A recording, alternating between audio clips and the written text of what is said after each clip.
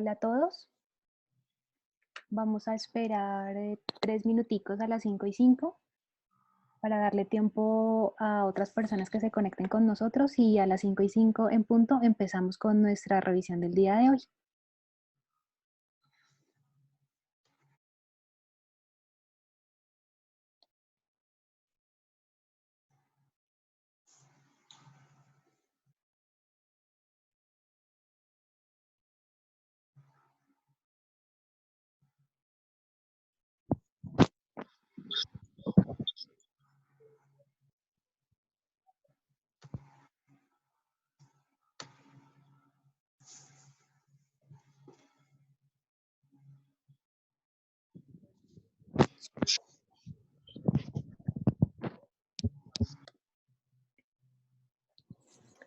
Primero que todo, muchísimas gracias por conectarse con nosotros, por ser parte de este proyecto. Ya llevamos con Rompiendo Fronteras 2 años y en vista de la situación actual del mundo, pues hemos decidido hacer una maratón de actualización, iniciando con esta conferencia del día de hoy. Hoy hablaremos acerca de la ultrafiltración, que es un tema bastante conocido por todos nosotros porque durante muchísimas extracorpóreas realizamos esta técnica en nuestros pacientes. Y además de esto, hablaremos de la hemopurificación o hemoabsorción, que es una técnica relativamente nueva, o por lo menos en nuestro continente. Tanto así que en nuestro país, Colombia, realmente todavía es una técnica que no tenemos, pero que se va a llegar muy pronto. Entonces es bastante importante que siendo nosotros los dueños de los dispositivos extracorpóreos, tengamos muy clara cuál es la diferencia entre la ultrafiltración y la hemopurificación.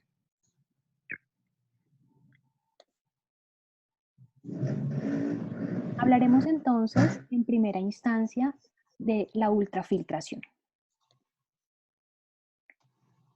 Como todos sabemos, durante la conducción de la circulación extracorpórea es inevitable llevar al paciente a algún grado de hemodilución. Independientemente de todas las técnicas de ahorro sanguíneo que nosotros podamos utilizar, la volemia de los pacientes es reemplazada en algún porcentaje por los líquidos con los que purgamos el circuito extracorpóreo.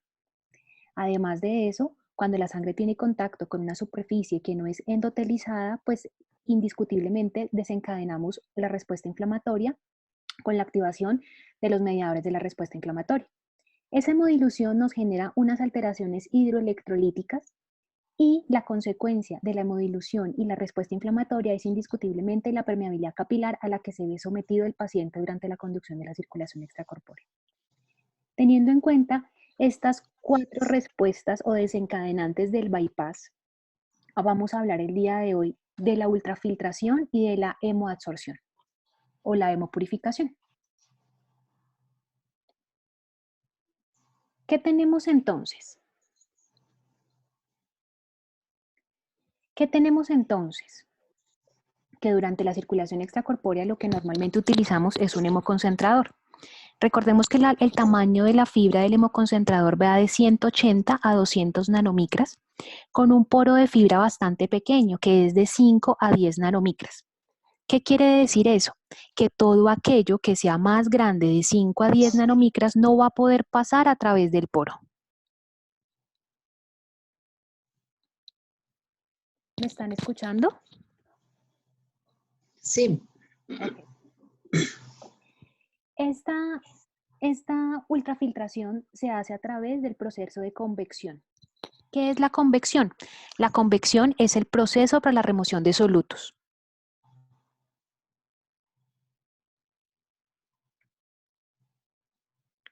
Entonces, recordemos, ¿qué es la ultrafiltración?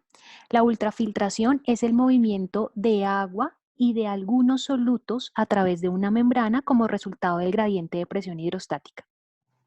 ¿Qué quiere decir esto?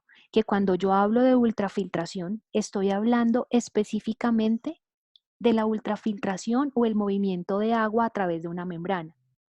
¿Por medio de qué proceso? Por la convección. Entonces, ¿qué es la CUF? La CUF es la filtración de agua a través de una membrana semipermeable usando la energía que genera el gradiente de presión hidrostática. Como lo vemos en la imagen, lo que podemos abstraer de la imagen es que tengo P1, que es el espacio intravascular, y P2, que es el ultrafiltrado, a través de una membrana semipermeable, todo aquello que tenga un tamaño menor o un peso menor de 65.000 daltons va a alcanzar a atravesar la membrana semipermeable.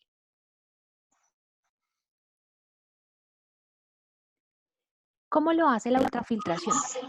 La ultrafiltración básicamente lo hace con un gradiente de presión entre la presión de la sangre y la presión del ultrafiltrado. ¿Y qué obtengo con esto? La diferencia que hay entre la presión de la sangre y la presión del ultrafiltrado se convierte en la presión transmembrana del hemoconcentrador. ¿Y qué busco? Lo que busco es no tener una presión transmembrana dentro del oxigenador, dentro del hemoconcentrador por encima de 500 a 600 milímetros de mercurio para evitar la lisis del glóbulo rojo. ¿De qué depende el ultrafiltrado? Depende del tamaño del poro. Es decir, que la tasa de ultrafiltración de cada hemoconcentrador es diferente. ¿Y de qué depende de la manufactura del hemoconcentrador? El material de la membrana, de qué está hecho el hemoconcentrador que estoy utilizando. El flujo a través del hemoconcentrador, qué cantidad de flujo estoy enviando al hemoconcentrador. Y esta parte del flujo es bastante importante porque juega un papel desencadenante en la presión transmembrana del hemoconcentrador. El hematocrito, a mayor hematocrito, menor posibilidad de ultrafiltración. Y por último, la presión transmembrana del hemoconcentrador.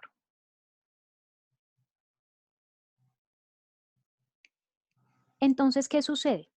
La membrana del hemoconcentrador está diseñada para dejar pasar únicamente aquellas sustancias o aquellos solutos que pesen menos de 65.000 daltons. Lo que pesa más no pasa, no se ultrafiltra. El agua es el principal solvente que nos va a permitir abstraer o retirar del espacio intravascular la ultrafiltración por medio de la membrana semipermeable. Y es bastante importante prestar atención en esto. Algunos mediadores de la respuesta inflamatoria, claro que son retirados por el hemoconcentrador. ¿Cuáles son? Algún porcentaje de interleuquina 1, la 6, la 10 y la 8. Pero no va a permitir retirar nada más. Solamente estos 4 mediadores de la respuesta inflamatoria. Y si quizá nos devolvemos a revisar un poco la cascada o la cadena de la activación de los mediadores de la respuesta inflamatoria, nos vamos a dar cuenta que realmente hay muchísimos más que intervienen aparte de estos 4. Entonces, ¿qué pasa con los otros 4? ¿Qué pasa con el resto de los mediadores de la respuesta inflamatoria que no son estos 4? Lo vamos a ver más adelante.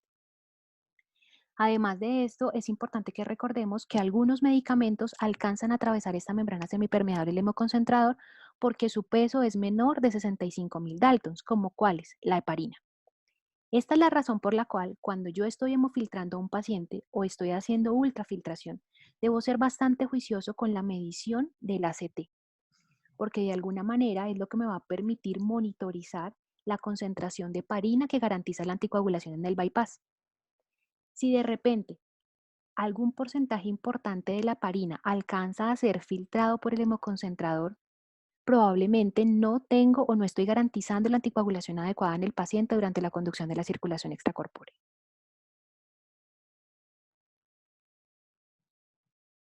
¿Cuáles son las indicaciones entonces de la ultrafiltración? Lo que todos sabemos y de lo que hemos hablado, la remoción del exceso de agua, directamente relacionada con la hemodilución.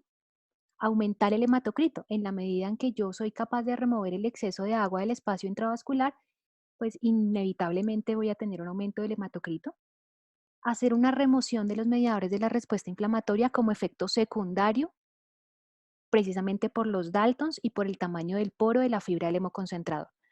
No es porque la remoción de los mediadores de la respuesta inflamatoria sean una razón principal para poner un hemoconcentrador, por lo que vimos anteriormente, porque solamente la interleuquina 1, la 6, la 8 y la 10 vamos a tener una pequeña remoción por parte de este dispositivo.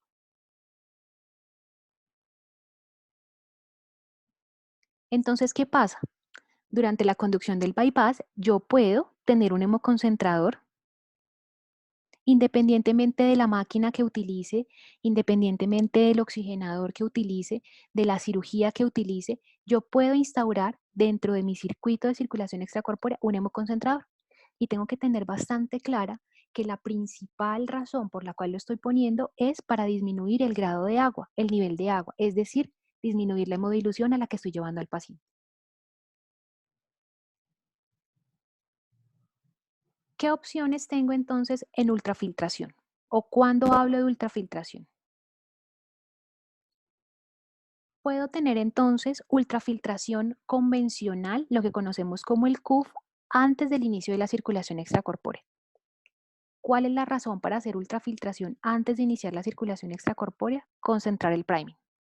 O en algunas circunstancias, por el peso del paciente, por el oxigenador que voy a utilizar, por la hemoglobina previa del paciente o por las situaciones que se pueden presentar previas a la instauración del bypass, tengo que utilizar durante la purga de la circulación extracorpórea glóbulos rojos o plasma. El hacer ultrafiltración convencional antes del inicio de la conducción de la circulación extracorpórea me va a permitir disminuir el nivel de hemodilución. Durante la circulación extracorpórea puedo hacer ultrafiltración convencional. ¿Qué me permite esto? La hemoconcentración del paciente, barrer algunos mediadores de la respuesta inflamatoria. ¿Cómo hago la conexión? Realmente lo importante no es el sentido del hemoconcentrador, porque como todos sabemos, el hemoconcentrador durante la circulación extracorpórea no tiene una entrada y una salida. Simplemente esto es un ejemplo que vamos a utilizar. Entonces, si decimos que lo azul es la entrada al hemoconcentrador, ¿qué debe nutrir al hemoconcentrador? Un sitio con presión. Es decir, que lo debo sacar prácticamente de un sitio que esté después del rodillo o después de la centrífuga, de tal forma que cuando la sangre entre al hemoconcentrador, entre con presión. La salida del hemoconcentrador, ¿a dónde debe retornar?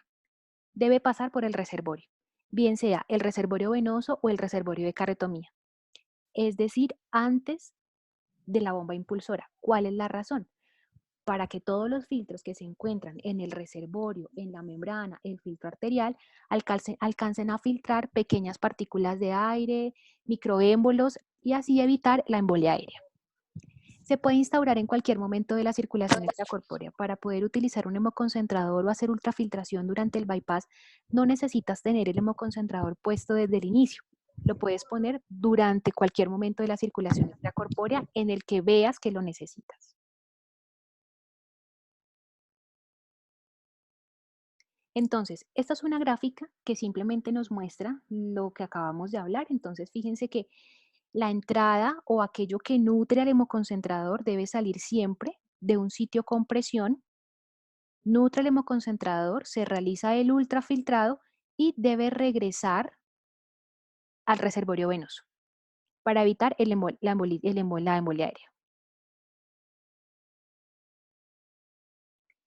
La gran pregunta que siempre hemos tenido, ¿cuánto volumen debo remover a través de la ultrafiltración convencional durante la circulación extracorpórea? Entonces, para resolver esto, yo debo tener clara cuánto es la volemia del paciente, cuánto es la cantidad de volumen adicional o de entradas de líquidos endovenosos, la cardioplegia, si lo transfundí, qué he hecho adicional. Y algo muy importante es cuántas son las pérdidas que tiene el paciente, cuánto ha sido la diuresis durante el procedimiento. Entonces recordemos que está establecido que lo máximo que puedo filtrar es el 25% de la volemia. Es decir, si tengo un paciente que pesa 60 kilos, su volemia aproximada son 3.600 cc. De 3.600 cc, el 25% son 900 cc. Si tengo un paciente durante el bypass a quien no le administré glóbulos rojos, a quien no le puse cardioplegia por X o Y motivo, evidentemente solamente voy a poderle retirar máximo 900 cc, es decir, el 25% de la volemia, teniendo en cuenta también las pérdidas del paciente como lo son la diuresis. Entonces, si además de tener en cuenta la volemia del paciente, yo le adicioné 200 cc, que es aproximadamente el volumen de un paquete globular. Además de esto, purgué mi circulación extracorpórea con 1000 cc o con lo que purgue la circulación extracorpórea. Y adicionalmente a esto le puse 1000 cc de cardioplegia. Estoy administrándole casi 2200 de entradas al paciente. Entonces debo calcular cuánto debo sacarle. Aquí voy a hacer un paréntesis. Las cardioplegias cristaloides, como la cardioplegia del nido, porque a pesar de tener un contenido sanguíneo, recordemos que la relación es inversa. Entonces son 4 partes de cristaloide por una parte sanguínea, y el custodiol son cardioplegias netamente cristaloides. Por tanto, al administrarle al paciente esto, le estamos administrando casi de 1000 a 2000 cc, lo que contribuye a aumentar el nivel de modilución.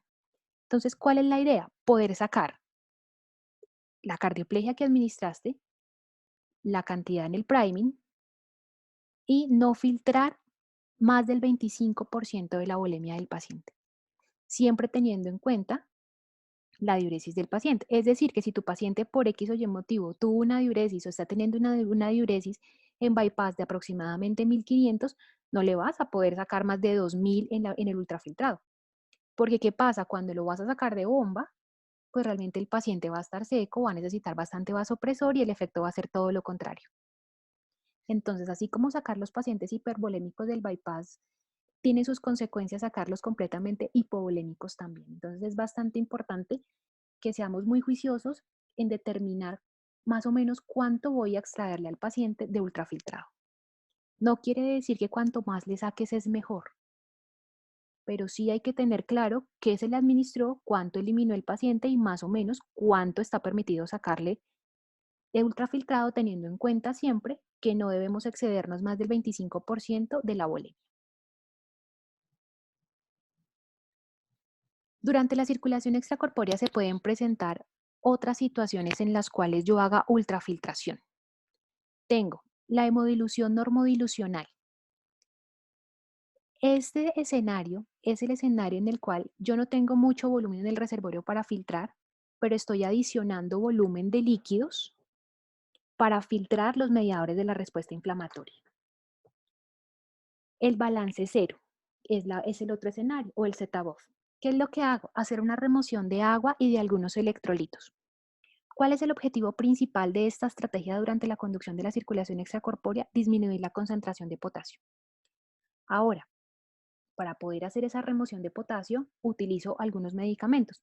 Y quizá más adelante hablaremos o nos centraremos a hablar de cada uno de estos escenarios. Hoy simplemente es traerlos, recordarles que a pesar de que cada uno de ellos tiene un nombre diferente, básicamente lo que hacemos es ultrafiltración. Y por último, la ultrafiltración modificada o MUF. Básicamente se hace después de terminar la circulación extracorpórea, antes de administrar la protamina y antes del retiro de las cánulas. ¿Y cuál es el objetivo?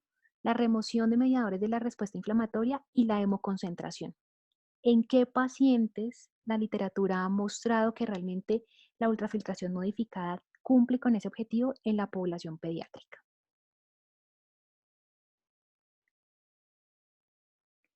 Entonces, ¿qué cosas vamos a recordar acerca de la ultrafiltración, que es lo que manejamos casi a diario durante el bypass?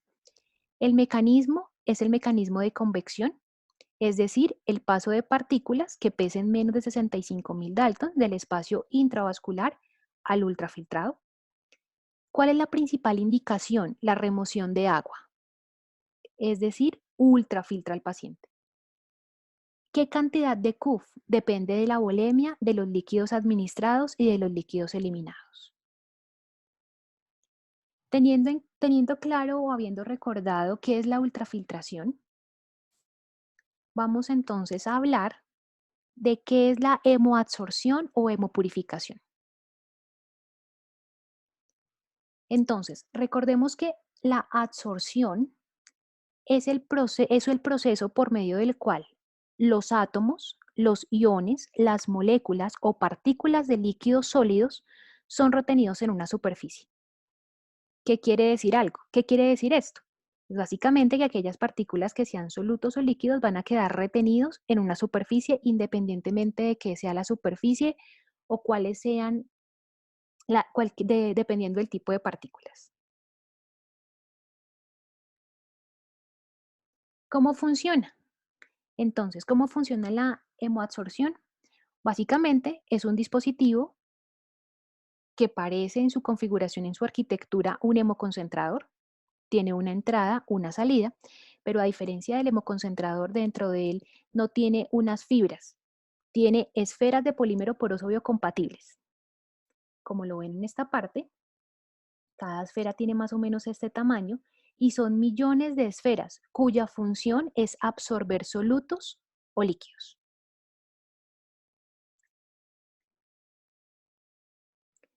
Y este es el dispositivo que nos permite hacer la hemopurificación o la hemoabsorción.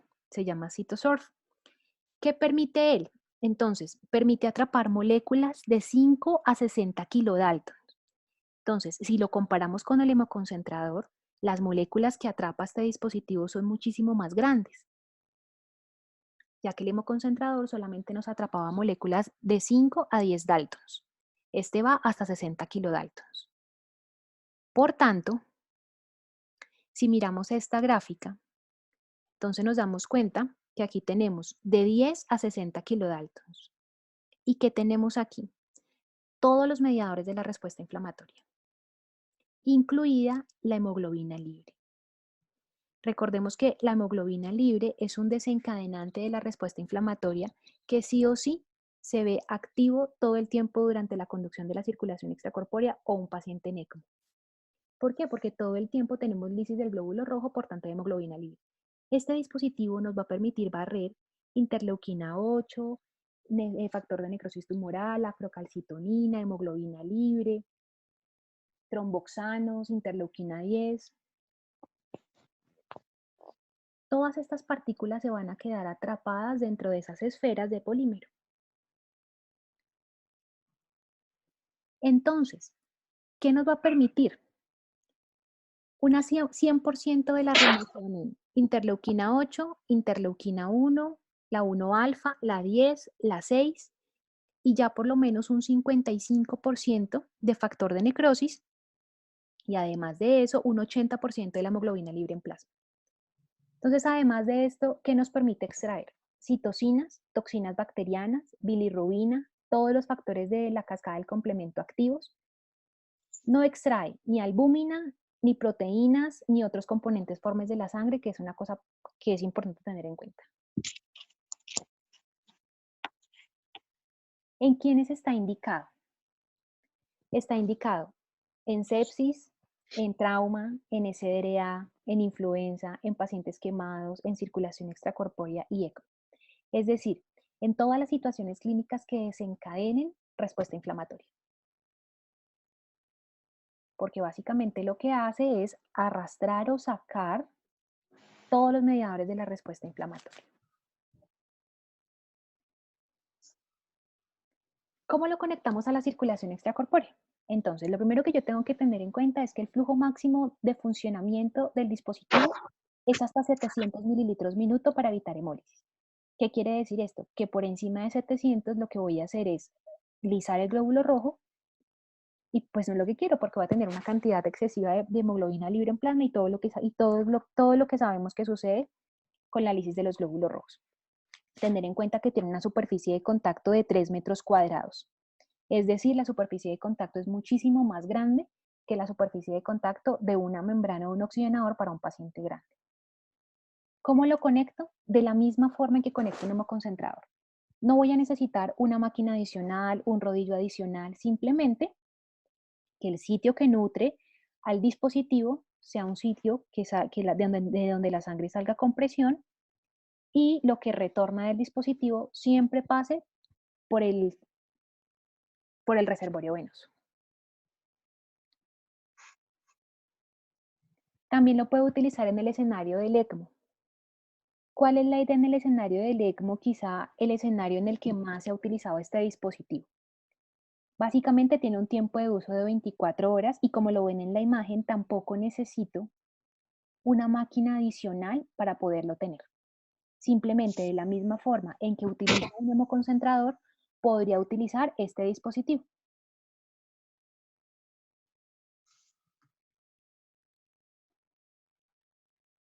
Pero también lo puedo tener en la UCI.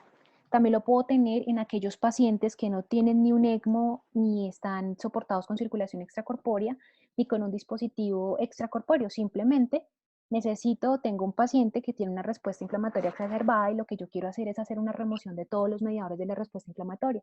Entonces, ¿qué hago? Conecto el dispositivo, pero aquí sí necesito conectarlo a una máquina de terapia de reemplazo renal. ¿Por qué? Porque necesito un rodillo que extraiga, pero que a la vez impulse.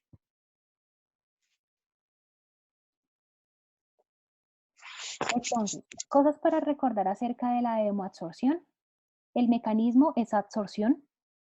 La principal indicación es la remoción de los mediadores de la respuesta inflamatoria. ¿En dónde lo puede usar? En circulación extracorpórea, en la UCI, en ECA, en cualquier escenario en donde tenga desencadenada la respuesta inflamatoria.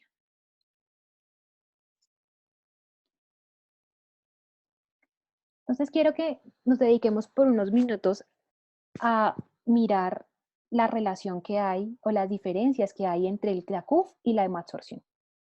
La CUF nos permite hacer una remoción de agua, aumenta el hematocrito y permite una ligera remoción de los mediadores de la respuesta inflamatoria. La hemoabsorción, por su lado, no remueve el exceso de agua, es decir, que si yo quiero poner un citosorb o hacer hemoabsorción durante la circulación extracorpórea, necesito necesito hacer CUF, necesito sí o sí tener un hemoconcentrador para el CUF.